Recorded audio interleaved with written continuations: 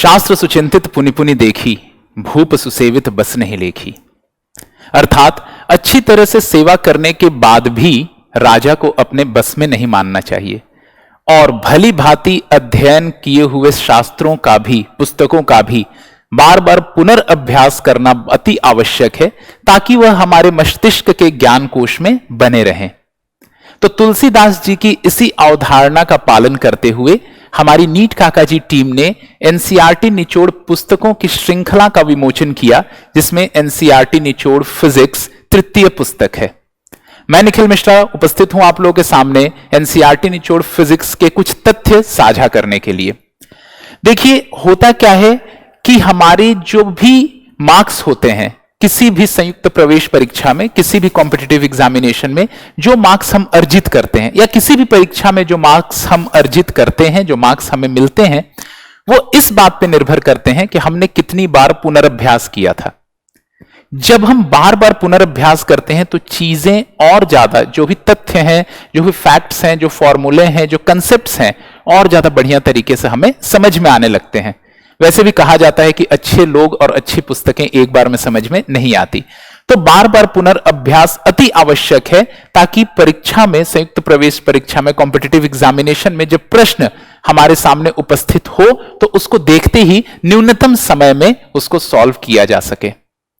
परंतु अभी फिजिक्स की, भौतिक विज्ञान की जितनी पुस्तकें मार्केट में अवेलेबल हैं, जितनी भी बुक्स अवेलेबल हैं, उन सभी की साइज इतनी ज्यादा है कि उनकी मल्टीपल रिवीजन्स पॉसिबल नहीं है। बार बार पुनर्अभ्यास कर पाना उनको पॉसिबल नहीं है। हम कुछ उनके पर्टिकुलर हिस्से को अंडरलाइन करके और उनका पुनर्अभ्यास तो कर सकते हैं, लेकिन बार बार पुनर्अभ्यास करना उतनी बड़ी बड़ी किताबों का ऑलमोस्ट इम्पॉसिबल है। तो हम लोगों ने क्या किया कि सारे इंपॉर्टेंट कंसेप्ट्स को एक जगह कंसाइज किया। क्यों? Small things are large this days. जितनी चीजें छोटी हैं उतना बड़ा इंपैक्ट क्रिएट करती हैं। ठीक है, छोटी और सार्थक होनी चाहिए। तो हमने सारी के सारी जो सार्थक तथ्य थे, जो कि नीट एग्जामिनेशन पूछेगी, जेईई मेन एग्जामिनेशन पूछेगी, उन सारे तथ्यों को एक जगह पर कंपाइल किया, एक जगह पर ले आए और निर्माण किया एनसीईआरटी निचोड़ फिजिक्स का। यह पुस्तक की जो साइज है वो 350 से 400 पन्नों के बीच में है। अर्थात एक साल में अगर कोई विद्यार्थी डेली केवल एक पन्ना पढ़ता, केवल डेली एक पेज पढ़ता है, तो एक साल में वो किताब कंप्लीट कर सकता है। अब कोई एक पेज तो पढ़ेगा नहीं, हर कोई 5 से 10 पेज पढ़ेगा डेली के बेसिस पे, और 5 से 10 पेज अगर पढ़ करके समझता है तो पहली बार में जब वो पढ़ रहा है तो हो सकता है 5 से 10 पेज पढ़े। दूसरी बार में, क्योंकि अब एक बार पढ़ चुका है, तो 10 पेज पढ़ेगा। तीसरी बार में हो सकता है 15 पेज पढ़े।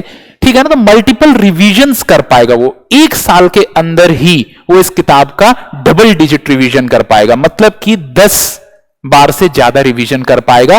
और यही वह तथ्य है, यही वह फैक्ट है जो कि आपके मार्क्स को कई गुना इंक्रीज कर देगा नीट एग्जामिनेशन में, जेईई मेन एग्जामिनेशन में। इस बुक के बारे में और इंपॉर्टेंट बात मैं बताना चाहूंगा। कई बार ऐसा लगता है कि क्योंकि बुक जो है वो केवल 350 से 400 पन्नों के बीच में है, तो यह जो किताब है, यह जो पुस्तक है, इसको पढ़ने के लिए मुझे किसी और पुस्तक की भी सहायता होगी जिससे मैं अच्छे से समझूं और फिर इस किताब से रिवाइज कर लूं। मैं फिर से बताना चाहूंगा, ऐसा बिल्कुल ही नहीं है, क्योंकि यह जो बुक है ये सेल्फ रिलायंट बुक है।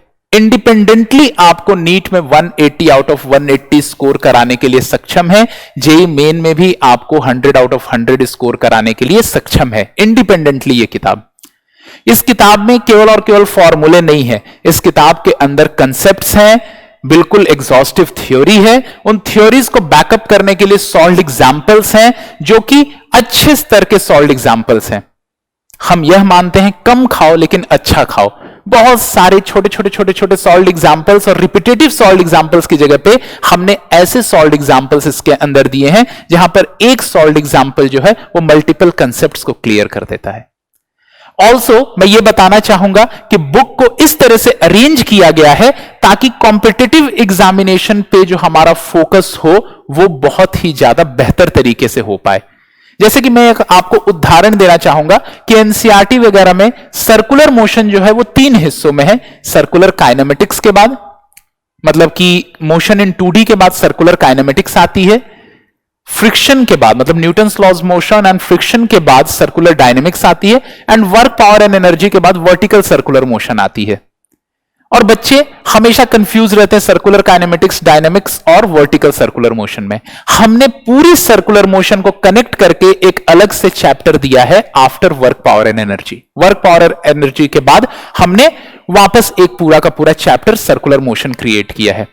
वैसे ही जिन लोगों ने भी कॉम्पिटिटिव एग्जामिनेशन की तैयारी की होगी या कर रहे होंगे, उनको यह बात पता होगा कि अगर हम इलेक्ट्रोस्टैटिक्स अच्छे से पढ़ लेते हैं तो ग्रेविटेशन चैप्टर जो है वो बिल्कुल उसका कार्बन कॉपी है। ग्रेविटेशन चैप्टर 2 चैप्टर से मिलकर तैयार हो जाता है, एक वर्क पावर एनर्जी और एक हमारे पास इलेक्ट्रोस्टैटिक्स। इलेक्ट्रोस्टैटिक्स और वर्क पावर एनर्जी का अच्छा कंसेप्ट है अगर हमारे पास, तो हम लोग बहुत अच्छे से ग्रेविटेशन पढ़ सकते हैं। और इसी तथ्य को मद्देनजर रखते हुए ग्रेविटेशन को इलेक्ट्रोस्टैटिक्स के बाद अरेंज किया गया है।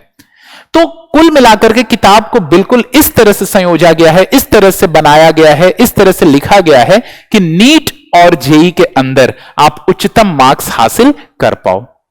तो उम्मीद करता हूं कि जिन लोगों के पास ये किताब पहुंच चुकी है, वो लोग इस किताब का बार बार अध्ययन करके और उच्चतम मार्क्स फिजिक्स में नीट और जेई मेन एग्जामिनेशन में हासिल करेंगे।